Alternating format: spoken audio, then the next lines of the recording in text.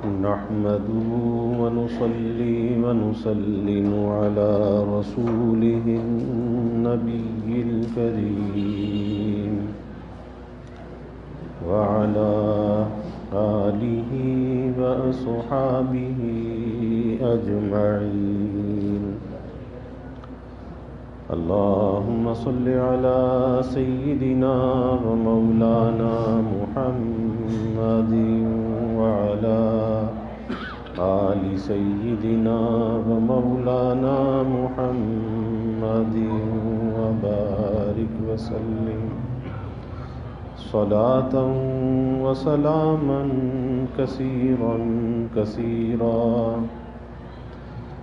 توفیق الہی اپنے مرشد پاک کی برکت سے عشاء کی اس نشست میں فضائل ایمان کا درس چل رہا ہے. اللہ تعالیٰ اس درس کی برکت سے ہمارے ایمان کی حفاظت فرمائے اور موت تک قبر تک اللہ ہمارے ایمان کو سلامت فرمائے.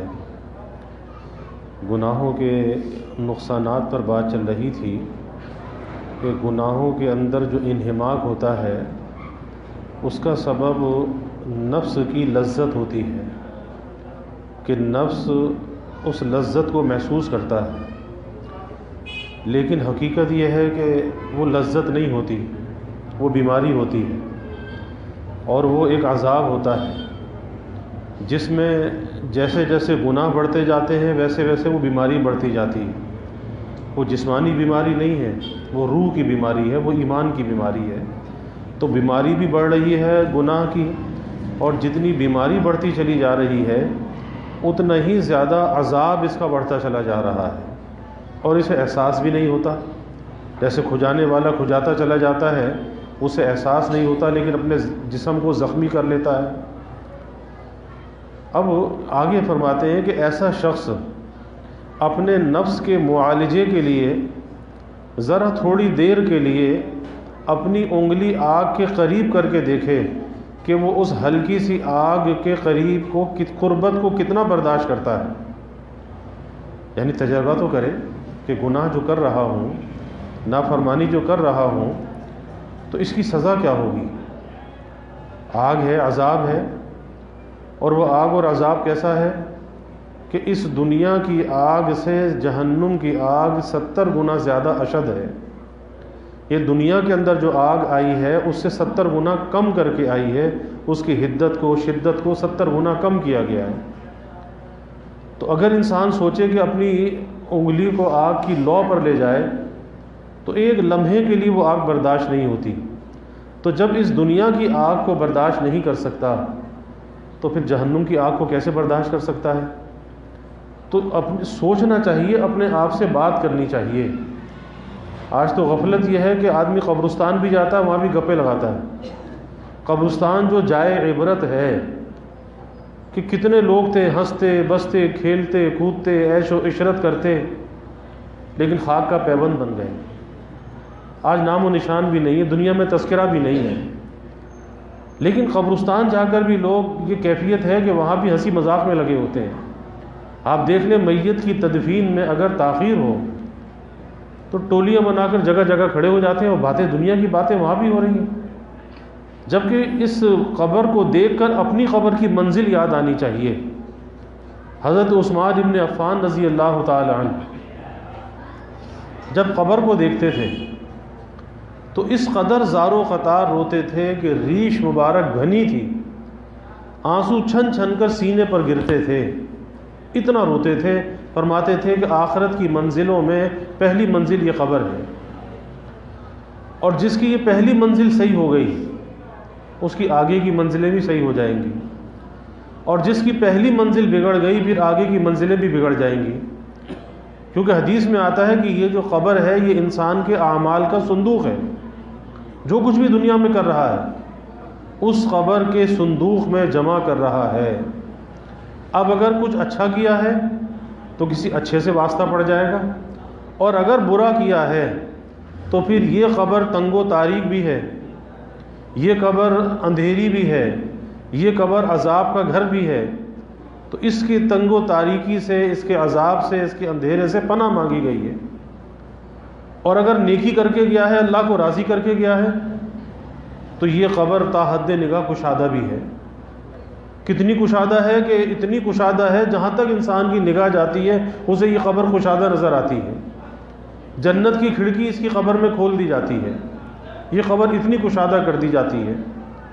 اور پھر حدیث میں آتا ہے یہ قبر انسان کے ساتھ برتاؤ بھی کرتے ہیں۔ ہم کہتے ہیں نا زمین تو مردہ ہے، ایسے کیا پتہ؟ تو ہمارے نزدیک مردہ ہے لیکن اللہ کے نزدیک یہ زندہ ہے۔ تو قبر اچھا سلوک بھی کرتی ہے، قبر بلا سلوک بھی کرتی ہے۔ اب کسی کی عقل میں آئے یا نہ آئے، لیکن ہمارا تو ایمان ہے، یقین ہے کہ ہمارے محبوب صلی اللہ علیہ وسلم نے جو فرمایا وہ سچ ہے، حق ہے، ایسا ہی ہوتا ہے۔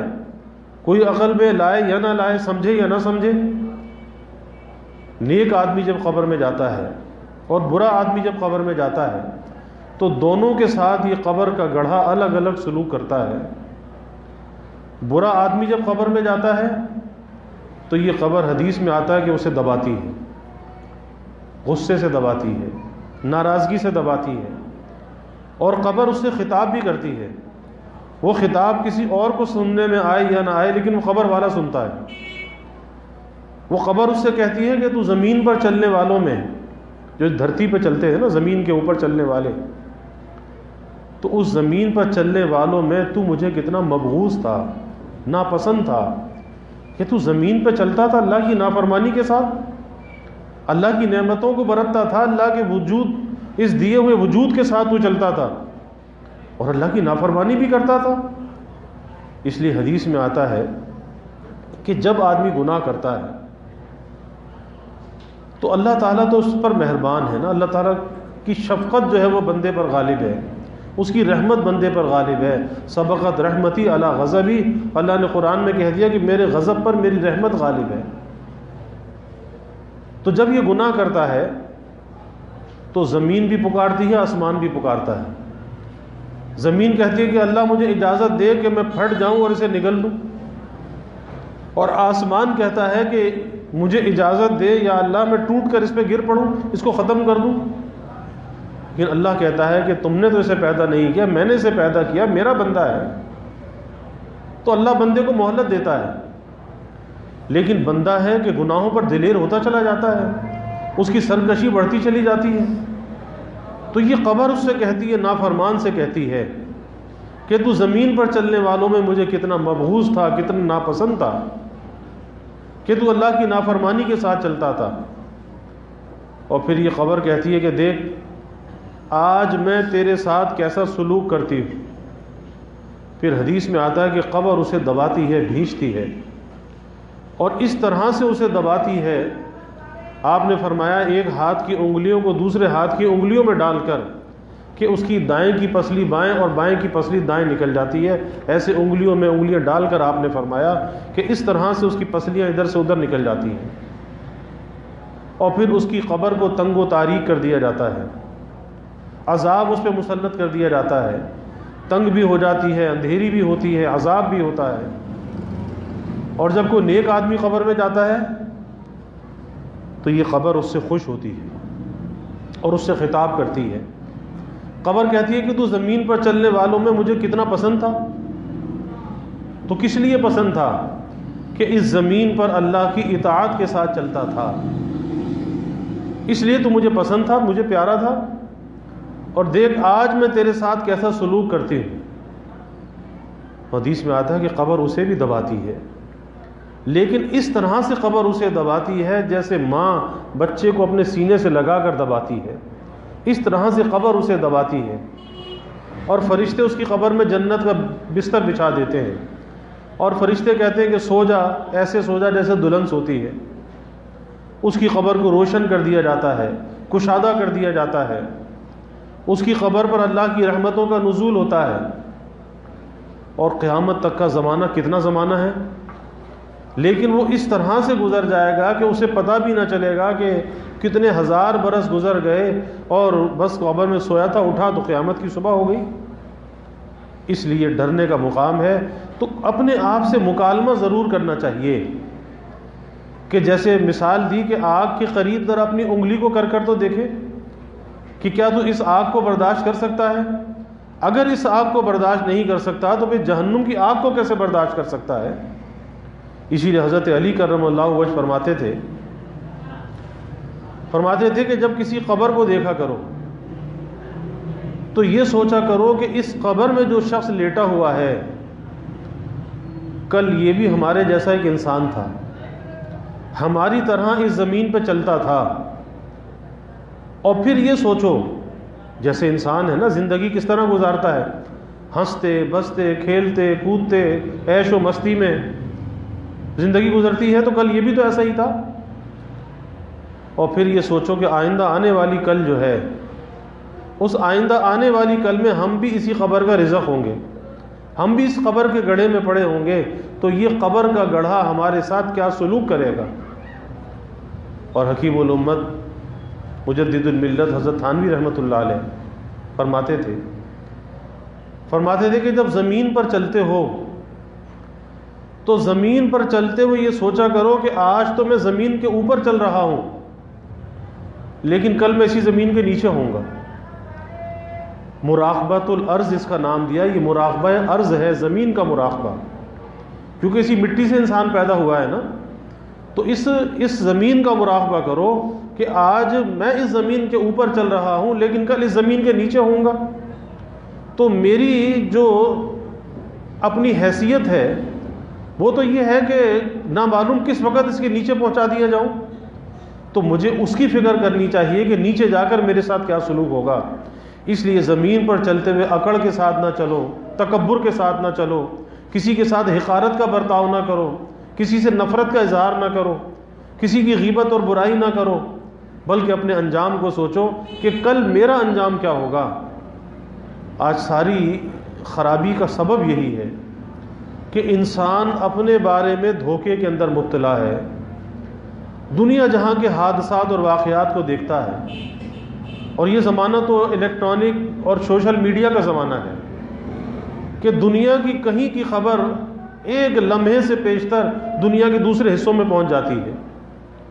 ایک زمانہ تھا کہ دنیا کی خبریں دنیا میں نہیں ایک شہر کی خبر نہیں ملتی تھی، اور اب تو دنیا کے کونے کونے کی خبریں چلی آتی ہیں، کہاں کیا حادثہ ہوا، کہاں کیا بلا نازل ہوئی، کوئی زلزلہ آیا، کوئی سیلاب آیا، کتنی ہلاکتیں اس کے اندر ہوئیں۔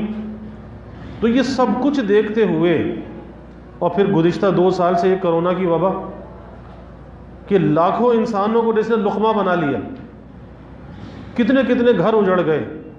آج ہی مجھے ایک صاحب بتا رہے تھے، کہنے لگے کہ جی ہمارے 3 چچا اسی بیماری میں چلے گئے، 3 چچا، 3 بھائی، سگے 3 بھائی اسی کرونا کی وبا میں چلے گئے، آج دوپہر کو بتایا۔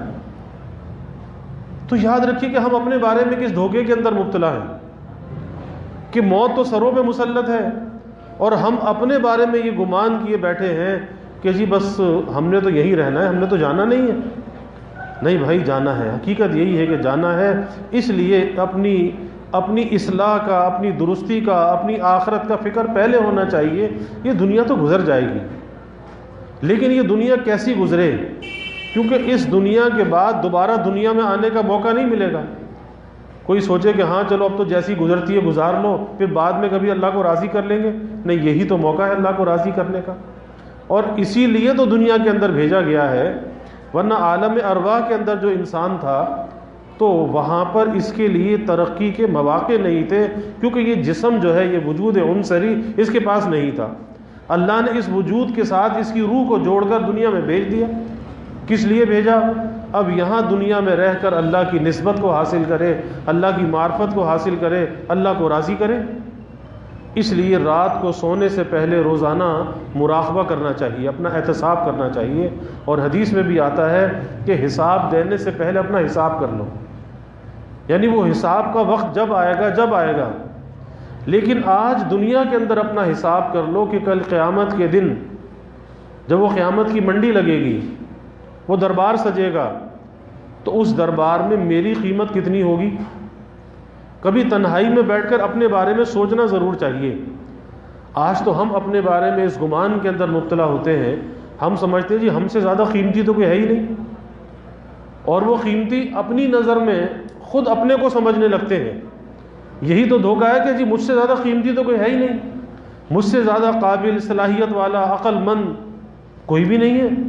یہ دھوکہ ہے، اس دھوکے سے نکلنا چاہیے۔ اپنے بارے میں اس خوش گمانی کا شکار نہیں ہونا چاہیے، بلکہ یہ دیکھنا چاہیے کہ کل قیامت کے دن جب اللہ کے سامنے کھڑا کیا جائے گا اس وقت میری حیثیت کیا ہوگی۔ بڑے بڑے لوگوں کے واقعات آتے ہیں۔ امام بخاری رحمۃ اللہ علیہ کے استاد ہیں یحییٰ ابن اقسم رحمۃ اللہ علیہ، بعد انتقال کے خواب میں کسی نے دیکھا، پوچھا حضرت کیا معاملہ ہوا؟ کہا جی اللہ کے سامنے جب پیشی ہوئی بڑی سختی سے سوال ہوا، اور سوال ہی ہوا کہ او بڈھے کیا لے کر آیا، سختی سے سوال ہوا۔ فرماتے ہیں کہ میں خاموش، کیا جواب دوں؟ پھر کہا کہ بولتا کیوں نہیں، کیا لے کر آیا؟ تو کہا کہ میں نے عرض کیا یا اللہ، میں نے تو حدیث کی روایت بیان کی، حدثنا فلاں عن فلاں قال النبی صلی اللہ علیہ وسلم، میں نے تو آپ کے نبی صلی اللہ علیہ وسلم کا یہ ارشاد سنا کہ اللہ تعالیٰ سفید بال والے سے حیا کرتا ہے، اور یہاں معاملہ میں اس کے برعکس دیکھ رہا ہوں۔ یہاں تو سوال ہی سختی سے ہو رہا ہے، اور آپ کے نبی نے تو فرمایا کہ سفید بال والے سے اللہ حیا کرتا ہے۔ تو کہا کہ جاؤ، ہمارے نبی کا قول سچا ہے، بس جاؤ ہم تمہیں معاف کیے دیتے ہیں، معاف کیے دیتے ہیں۔ حضرت بایزید بستامی رحمۃ اللہ علیہ کو کسی نے دیکھا، بعد انتقال کے خواب میں دیکھا، پوچھا کہ حضرت کیا معاملہ ہوا؟ کہا کہ سوال ہوا، کیا لے کر آیا؟ سوچ میں پڑ گیا، کیا بتاؤں کہ کیا لے کر آیا؟ پھر سوچ کر جواب دیا کہ ایک عمل ایسا نظر آیا کہ کہوں یہی لے کر آیا، یا اللہ میں توحید لے کر آیا، توحید لے کر آیا۔ کہا کہ اچھا توحید لے کر آئے ہو؟ اس دودھ والی لیلۃ اللبن کو یاد کرو، لیلۃ اللبن کو، دودھ والی رات کو یاد کرو کہ جب دودھ پی کر پیٹ میں درد ہوا تو تم نے کہا کہ دودھ سے پیٹ میں درد ہو گیا، تو کیا دودھ کے اندر یہ تاثیر ہے کہ کسی کے پیٹ میں درد کر دے؟ یہ تمہاری توحید ہے؟ درد اگر ہوا تو اللہ کے حکم سے ہوا، دودھ کے اندر تو یہ اثر نہیں تھا، تو یہ تمہاری توحید کا حال ہے۔ فرماتے ہیں کہ پریشان ہو گیا کہ جس عمل پر بھروسہ تھا کہ یہ نجات کا ذریعہ بن جائے گا کہ میں توحید لے کر آیا ہوں، اسی عمل کے اندر اتنی بڑی کمزوری نکل آئی، اب کون سا عمل پیش کروں؟ تو اللہ نے فرمایا کہ بس ایک عمل تمہارا ایسا ہے کہ جو خالص ہماری رضا کے لیے کیا تھا، اس عمل پر تمہیں بخشے دیتے ہیں۔ اور وہ عمل کیا تھا کہ ایک مرتبہ رات کو اٹھے، سردی کی رات ہے، دیکھا کہ ایک بلی کا بچہ سردی میں ٹھٹر رہا ہے، ترس آ گیا کہ ہے تو اللہ کی مخلوق۔ اس بلی کے بچے کو حمام میں سینکا، اپنے لحاف میں اسے جگا دی، اور صبح ہوئی بلی کا بچہ اٹھ کے چلا گیا۔ تو یہ جو اللہ کی مخلوق کے اوپر ترس کھایا، اللہ کی مخلوق، اور وہ بھی جانور بے زبان جو اپنی تکلیف کسی سے بیان نہ کر سکے، تو تم نے ایک ہماری چھوٹی سی مخلوق کے اوپر ترس کھایا تھا، بس وہ عمل خالص ہماری رضا کے لیے کیا، جاؤ اس کی بنا پر تمہیں بخشے دیتے ہیں، معاف کیے دیتے ہیں۔ اسی لیے کبھی کسی عمل کو بیکار نہیں سمجھنا چاہیے، چھوٹی سے چھوٹی نیکی کا موقع مل جائے اس نیکی کو کر گزرو، نہ معلوم کس خلوص کے ساتھ وہ نیکی ادا ہو، کل قیامت کے دن وہ نیکی کام آ جائے۔ اس لیے بہت بڑے محدث کا واقعہ آتا ہے کہ بعد انتقال کے جب اللہ تعالیٰ کے سامنے پیشی ہوئی تو کہا جی تمہارا کوئی عمل پسند نہیں، ساری زندگی دین کی خدمت میں گزری، پڑھنے پڑھانے میں گزری، کہا کہ کوئی عمل پسند نہیں آیا۔ اب پریشان ہے کیا جواب دے؟ کہا کہ تمہاری زندگی میں بس ایک عمل ایسا تھا کہ جو خالص ہماری رضا کے لیے تھا، اس پہ تمہیں بخشے دیتے ہیں۔ اور وہ عمل کیا تھا کہ ایک وقت کچھ تحریر کر رہے تھے، تو اس زمانے میں قلم وہ ڈبو کر لکھنے والے ہوتے تھے، دوات میں ڈبو کر لکھنے والے، تو دوات میں قلم کو ڈبویا، اور جب قلم باہر نکالا تو ایک مکھی قلم کی نوک پر آ کر بیٹھ گئی۔ تو یہ سوچ کر تھوڑی دیر کے لیے اپنے ہاتھ کو روک لیا کہ یہ اللہ کی ننھی سی مخلوق ہے، پیاسی ہے، چلو اس کی پیاس بجھ جائے پھر میں لکھ لوں گا۔ بس اس مکھی نے کچھ سیاہی پی اور اڑ گئی۔ تو کہا کہ وہ ایک ننھی سی مخلوق کا جو خیال کیا تھا نا، آپ اندازہ لگائے اللہ کے ہاں ایک ایک نیکی کی قدر ہے۔ چھوٹی سے چھوٹی نیکی بھی رائے گا نہیں جاتی، اور کبھی وہی چھوٹی نیکی نجات کا ذریعہ بن جاتی ہے۔ بس اس مخلوق پہ جو آپ نے رحم کیا تھا، اتنی دیر کے لیے اپنے ہاتھ کو روک لیا تھا، بس اس بنا پر تمہیں معاف کیے دیتے ہیں، بخشے دیتے ہیں، معاف کیے دیتے ہیں۔ تو اس لیے بھائی اپنے بارے میں کسی خوش فہمی کا شکار نہیں ہونا چاہیے، اور اپنے کو اتنا زیادہ پارسا نہیں سمجھنا چاہیے کہ بس میں ہی میں ہوں، اور مجھ سے زیادہ قیمتی، مجھ سے زیادہ قابل، مجھ سے زیادہ عقل مند تو کوئی بھی نہیں، ایسا نہیں ہے۔ اللہ کا دربار ایسا ہوگا، قیامت کے دن کے انبیاء بھی لرز رہے ہوں گے۔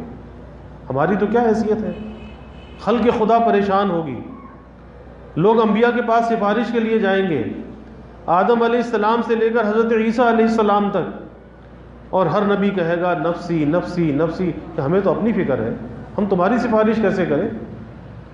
حضور صلی اللہ علیہ وسلم کے پاس جب آئیں گے، آپ اللہ کے سامنے سجدہ ریز ہو جائیں گے، اللہ کے عرش کے سامنے طویل سجدہ فرمائیں گے، اور پھر اللہ کی طرف سے پوچھا جائے گا کہ آپ سفارش کریں، آپ کو سفارش کی اجازت دی جائے گی۔ تو آپ کی زبان پر امتی امتی ہوگا، لیکن تمام انبیاء کی زبان پر نفسی نفسی ہوگا۔ یعنی اس میدان حشر کا منظر یہ ہوگا کہ جو اللہ کی سب سے مقرب مخلوق ہے، انبیاء معصوم بھی ہیں، لیکن وہ بھی لرز رہے ہوں گے، تو ہماری کیا حیثیت ہے؟ اس لیے نیکی کے معاملے میں کبھی غفلت کا شکار نہیں ہونا چاہیے، اور کبھی گناہ کے دھوکے میں آ کر اللہ کو ناراض نہیں کرنا چاہیے۔ گناہ ایک دھوکہ ہے، ایک وقتی لذت تو ہے، لیکن عذاب کا ذریعہ ہے۔ سوچنا چاہیے جب نفس گناہ کا تقاضا کرے کہ کیا تو جہنم کی آگ کو برداشت کر سکتا ہے؟ اگر تو جہنم کی آگ کو برداشت کر لے، میں گناہ کر لیتا ہوں، تو یہی کہے گا کہ نہیں بھائی میں آگ کہاں برداشت کر سکتا ہوں، تو پھر اللہ کی نافرمانی کو چھوڑ دے۔ اللہ ہمیں گناہوں کی نفرت عطا فرما دے اور نیکی کی رغبت عطا فرما دے۔ وآخر دعوانا الحمدللہ رب العالمین والعاقبۃ للمتقین والصلاة والسلام علی اشرف الانبیاء والمرسلین۔ اللہم صل علی سیدنا و مولانا محمد وعلی آل سیدنا و مولانا محمد وبارک وسلم۔ ربنا آتنا فی الدنیا حسنہ وفی الآخرۃ حسنہ وقنا عذاب النار۔ ربنا اتمم لنا نورنا واغفر لنا انک علی کل شیء قدیر۔ اللہم اعنا علی ذکرک وشکرک وحسن عبادتک۔ اللہم وفقنا لما تحب وترضى من القول والعمل والفعل والنیۃ والہدى انک علی کل شیء قدیر۔ اللہم ارزقنا حبک وحب حبیبک صلی اللہ علیہ وسلم۔ اللہم ارزقنا شہادۃ فی سبیلک واجعل موتنا ببلد رسولک۔ یا اللہ یا رحمان یا رحیم یا کریم یا ارحم الراحمین یا اکرم الاکرمین۔ یا اللہ ہمارے گناہوں کو معاف فرما، یا اللہ ہماری خطایا سے درگزر فرما، یا اللہ اپنی محبت معرفت عطا فرما، اپنی رضا والی زندگی یا اللہ نصیب فرما، اپنے رضا والے کاموں کی یا اللہ توفیق عطا فرما، اس ذکر حبیب کی کامل برکات یا اللہ ہمیں نصیب فرما، ذکر حبیب کے انوار سے ہمارے قلوب کو منور فرما، اپنے نبی کی تعلیمات پہ چلنے والا بنا، آپ کے طریقوں کی محبت اور عظمت ہمارے دلوں میں پیدا فرما۔ یا اللہ صحابہ کی، خلفائے راشدین کی، اہل بیت کی محبت اور عظمت ہمارے دلوں میں پیدا فرما، ان کے نقش قدم پر یا اللہ ہمیں چلنے والا بنا، اپنے نبی کے ساتھ یا اللہ ہمیں وفا کا تعلق نصیب فرما، آپ کی غلامی میں جینے اور مرنے کی یا اللہ توفیق عطا فرما۔ یا اللہ ہمیں ختم نبوت کا ادنا سا سپاہی بنا، اور ناموس رسالت کا، ناموس صحابہ کا یا اللہ ہمیں محافظ بنا۔ یا اللہ اس ذکر حبیب کی برکت سے اس کرونا کی بڑھتی پھیلتی وبا سے سارے عالم کو نجات عطا فرما، ساری انسانیت کو امن عافیت اور سلامتی عطا فرما۔ یا اللہ اس کے متاثرین دنیا میں جہاں کہیں بھی ہیں، یا اللہ سب کو صحت عافیت عطا فرما۔ یا اللہ سب کے دلوں کے نیک ارادوں کو، تمناؤں کو از غیب پورا فرما، سب کی حاجات کو پورا فرما، سب کی پریشانیوں کو دور فرما، بیماریوں سے یا اللہ حفاظت فرما، ہر ناگہانی بلا اور مصیبت سے یا اللہ حفاظت فرما، زمینی آسمانی آفات سے یا اللہ حفاظت فرما، موذی امراض سے یا اللہ حفاظت فرما۔ یا اللہ سب کے علم میں، عمل میں، رزق میں خوب خیر و برکت فرما، ابواب رزق یا اللہ کشادہ فرما، رزق حلال عطا فرما، آسان عطا فرما، برکت والا عطا فرما۔ یا اللہ کبھی کسی کو مخلوق کا محتاج نہ بنا، ہمیشہ اپنے در کا سائل اور بھکاری بنا، اپنے در کا منگتا اور سوالی بنا۔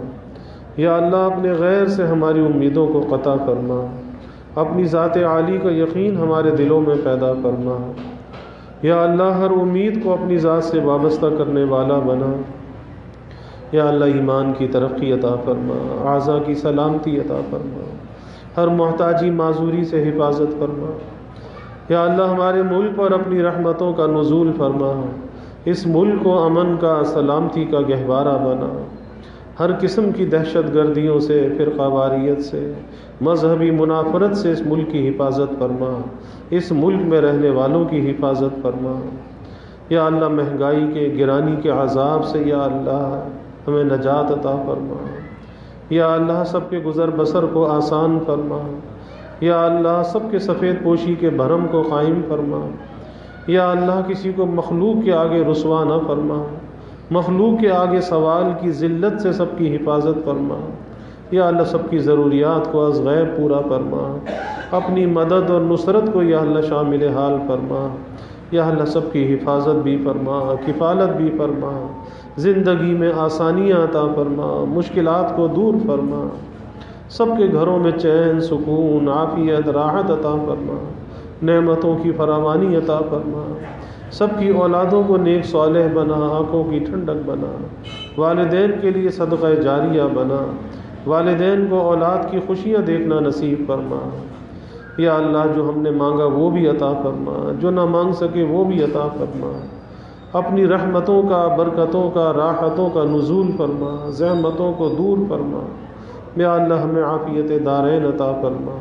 ربنا تقبل منا انك انت السميع العليم وتب علينا انك انت التواب الرحيم وجزا الله عنا محمدا صلى الله عليه وسلم ما هو اهله وصلى الله تعالى وسلم على النبي